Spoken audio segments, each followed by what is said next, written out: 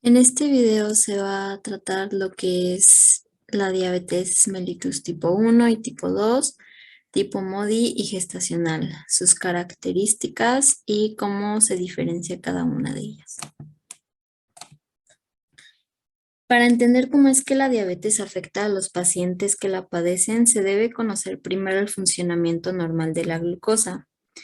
Parte de lo que comemos se convierte en glucosa. Esto se absorbe y van aumentando los niveles de glucosa en sangre. Al pasar por el páncreas, las células beta del páncreas liberan insulina que viajan por la sangre y se unen a las células del cuerpo, sirviendo como llave que esto hace que la glucosa pueda entrar a las células y normalizar los niveles de glucosa en la sangre. Ahora, lo que sucede en un paciente con diabetes mellitus tipo 1 es que el sistema inmune tiene glóbulos blancos, los cuales atacan microorganismos que no se reconocen. Y en este caso, los glóbulos blancos no reconocen a las células betas del páncreas y las atacan, ocasionando que las células beta no reconozcan los niveles elevados de glucosa en sangre y no liberen insulina de manera adecuada o suficiente, por lo que la glucosa no puede entrar a las células para generar energía y se acumulan en la sangre, llevando a niveles altos de glucosa en sangre llamados hiperglicemias. Ya que las células no tienen suficiente glucosa para producir energía, necesitan buscar otra manera de hacerlo y toman las grasas para convertirlas en energía y crean cuerpos cetónicos. Pero esto puede generar una condición llamada cetoacidosis diabética, ya que los cuerpos cetónicos suelen acumularse demasiado en la sangre. Y esto es peligroso porque pone en riesgo la vida del paciente. Es por eso que se necesita inyectar insulina para poder llevar la glucosa a las células y normalizar los niveles de glucosa en sangre. Ahora, algunos síntomas más comunes son hambre excesiva, sed excesiva, fatiga y debilidad, irritabilidad, micción frecuente y visión borrosa. En otros casos pueden aumentar las articulaciones y generar dolor, presentar enfermedad renal o ceguera. Bueno, para la diabetes mellitus tipo 2 pueden ocurrir dos condiciones. La primera sería que el páncreas no produce suficiente insulina y la glucosa no puede entrar a la célula y producir energía y se elevan los niveles de glucosa en sangre. Y el segundo es que el páncreas produce la insulina, pero la insulina no puede entrar a las células ya que las células no la pueden reconocer, por lo que la glucosa se queda en la sangre. En otros casos pueden ocurrir ambas al mismo tiempo. Y al tener niveles tan altos de glucosa en la sangre, se conoce como hiperglicemia, lo que genera que el páncreas la detecte y genere mucha más insulina, agotando su capacidad poco a poco para producirla eficientemente. Ahora, una complicación importante en la diabetes mellitus tipo 2 es el síndrome hiperglucémico hiperosmolar, donde aumenta la glucosa en sangre, pero no se producen cuerpos cetónicos, a diferencia de como sí sucede en la diabetes mellitus tipo 1. Y esto es porque sí hay insulina en la sangre y la enzima encargada de convertir la grasa en cuerpos cetónicos no funciona bien cuando hay insulina. Ahora, hablando de la diabetes mellitus tipo MODY, es una enfermedad hereditaria autosómica dominante por defectos de las células betas del páncreas, que afecta principalmente a la población de entre 12 a 25 años de edad. Esta es parecida a la diabetes mellitus tipo 1, tipo 2, con ciertas diferencias.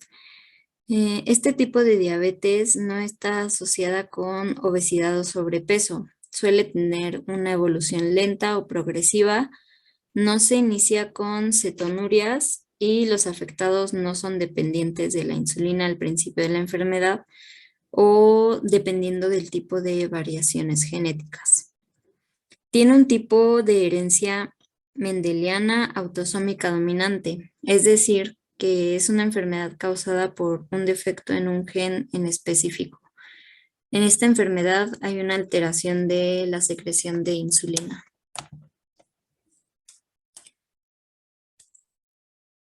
Y bueno, es una enfermedad hereditaria, es decir, que en el árbol genealógico, si uno de los dos padres tiene la enfermedad, puede transmitir al 50% a sus hijos sin importar el sexo.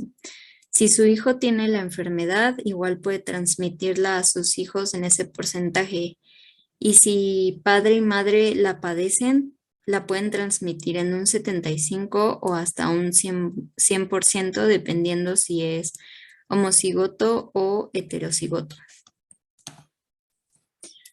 Bueno, existen 9 tipos de diabetes tipo MODY. Cada una se da por el tipo de gen que se ve alterado. Sin embargo, las más frecuentes son la diabetes MODY tipo 2, 1 y 5. La diabetes mellitus MODY tipo 2 es donde el gen que se ve alterado es el CGK, la glucosinasa, y esta ocasiona hiperglicemias leves y estables en ayunas de carácter familiar.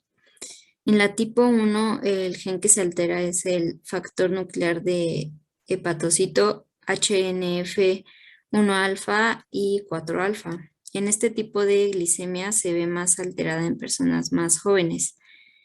Y la tipo 5, el gen alterado es el factor nuclear del hepatocito HNF tipo 1 beta y se caracteriza por generar diabetes y poliquistosis renal.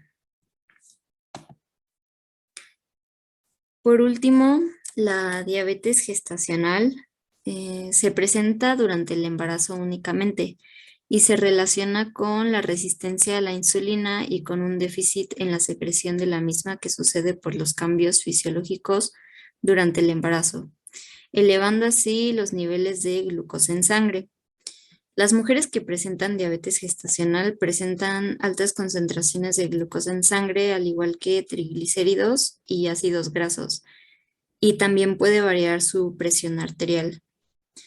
La alimentación es un factor muy importante, pues el cambio metabólico repentino favorece el aumento de glucosa en sangre y altera la secreción de insulina.